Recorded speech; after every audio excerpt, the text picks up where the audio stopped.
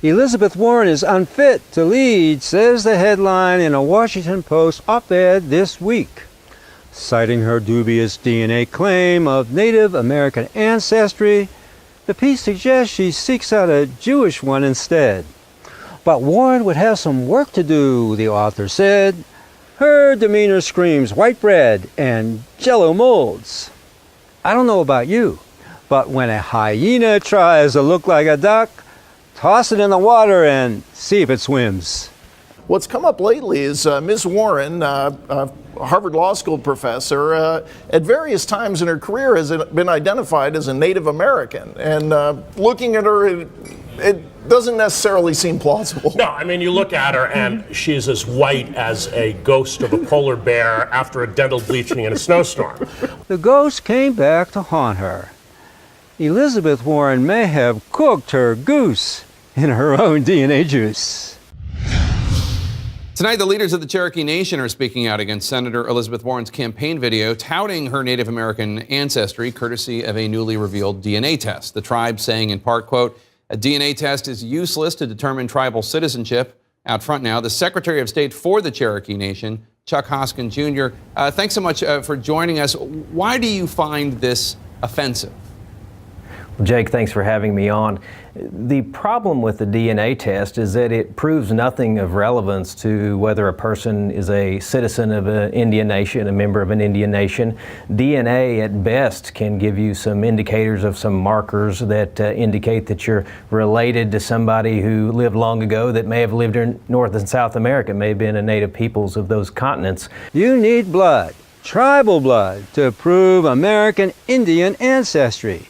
And the blood quantum must range from 1/4 to 1/32, not 1/1000, like Warren's DNA, which proves absolutely beyond any doubt that Warren is 99.99% white.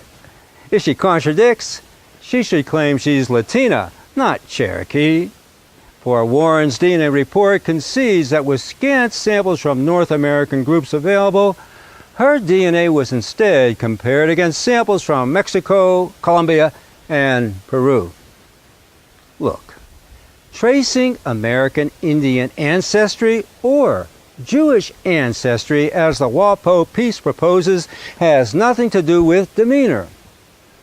I recall that a few years ago, Rabbi David Weiss, a Hasid of the Neturah Karta anti-Zionist group, made an attempt to bring me back into the fold.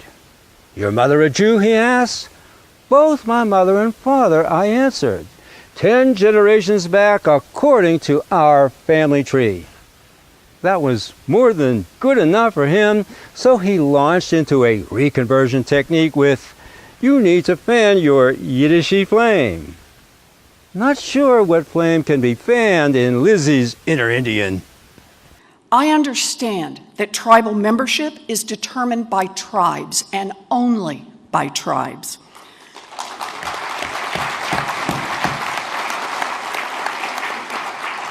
I never used my family tree to get a break or get ahead. I never used it to advance my career. But I want to make something else clear too. My parents were real people.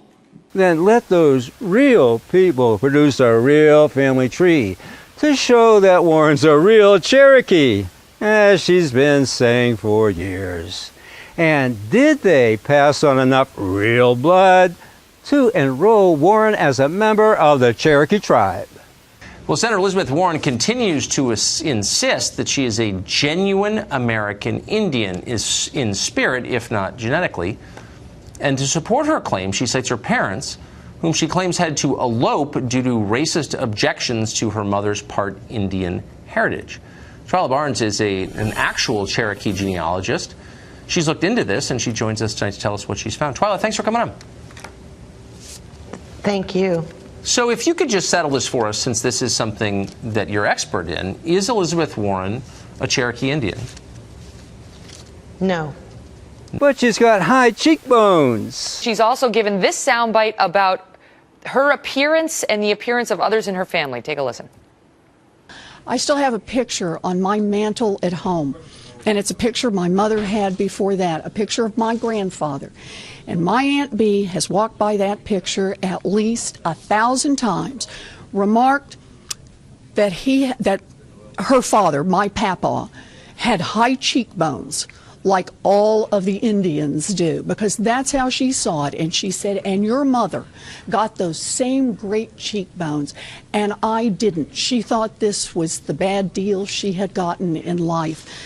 Being Native American has been part of my story, I guess, since the day I was born.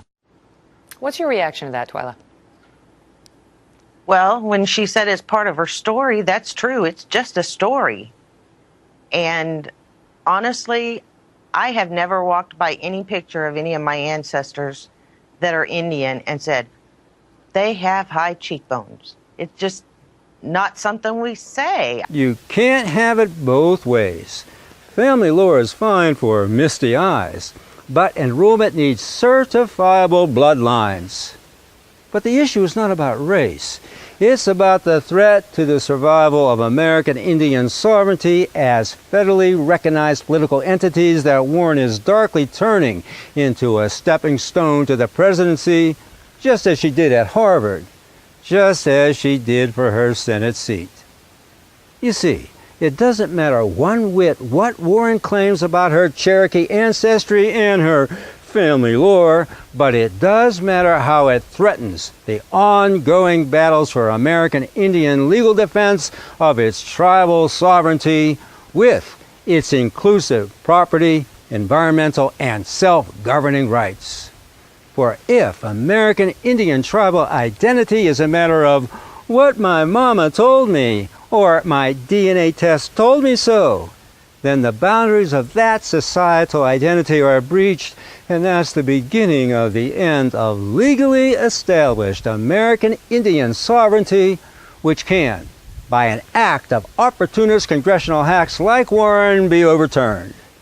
And that's the dark side of Elizabeth Warren's DNA.